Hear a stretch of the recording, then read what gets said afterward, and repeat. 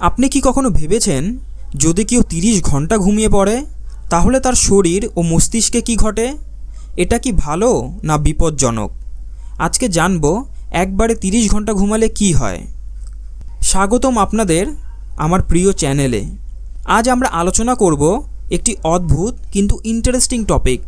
যদি কেউ টানা 30 ঘন্টা ঘুমায় তাহলে শরীরে আসলে কি ঘটে? আপনার ঘুম নিয়ে ধারণা বদলে যেতে পারে। ঘুম আমাদের শরীরের জন্য অত্যন্ত জরুরি। রাতের 7 থেকে 9 ঘন্টা ঘুমানো একজন প্রাপ্তবয়স্ক মানুষের জন্য আদর্শ। ঘুম শরীরকে রিফ্রেশ করে, মস্তিষ্ককে রিচার্জ করে এবং ইমিউন সিস্টেমকে শক্তিশালী করে। কিন্তু যদি এই ঘুম আদর্শ সীমাকে ছাড়িয়ে যায়, 30 ঘন্টা ঘুমানো মানে প্রায় 3 রাত একসাথে ঘুমিয়ে ফেলা। এটা সাধারণত ঘটে চরম ক্লান্তি, স্লিপ ডিপ্রাইভেশন বা বিশেষ কোনো অসুস্থতার কারণে। কেউ যদি ঘুমের ঘাটতি পুষিয়ে নিতে চায় তখন সে এমন দীর্ঘ ঘুম দিতে পারে। কিন্তু এর প্রভাব কি? দীর্ঘ ঘুমের পর আপনি ক্লান্ত অনুভব করতে পারেন, পেশিতে ব্যথা হতে পারে, এমনকি মাথা ভার মনে হতে পারে। মস্তিষ্ক কিছু সময়ের জন্য ঝিমিয়ে যায়, কনসেন্ট্রেশন কমে যায়। অনেকেই এই রকম ঘুমের পর মানসিকভাবে ডিপ্রেশন বা কনফিউজড অনুভব করেন।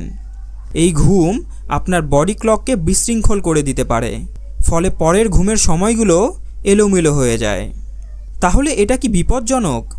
সব সময় না, তবে যদি প্রায়ই এমন দীর্ঘ ঘুম হতে থাকে তাহলে এটা হতে পারে নার্কোলেপসি, হাইপারসমনিয়া বা অন্য কোনো নিউরোলজিক্যাল সমস্যার ইঙ্গিত। তাই এমন কিছু হলে চিকিৎসকের পরামর্শ নেওয়া জরুরি। তাহলে আপনি বুঝতেই পারছেন, মাঝে মাঝে দীর্ঘ ঘুম ক্ষতিকর না হলেও নিয়মিত হলে সেটা হতে পারে উদ্বেগের কারণ। ঘুম যেমন দরকারি তেমনি এর পরিমাণও হতে হবে সঠিক। আপনার ঘুম ঠিকঠাক তো?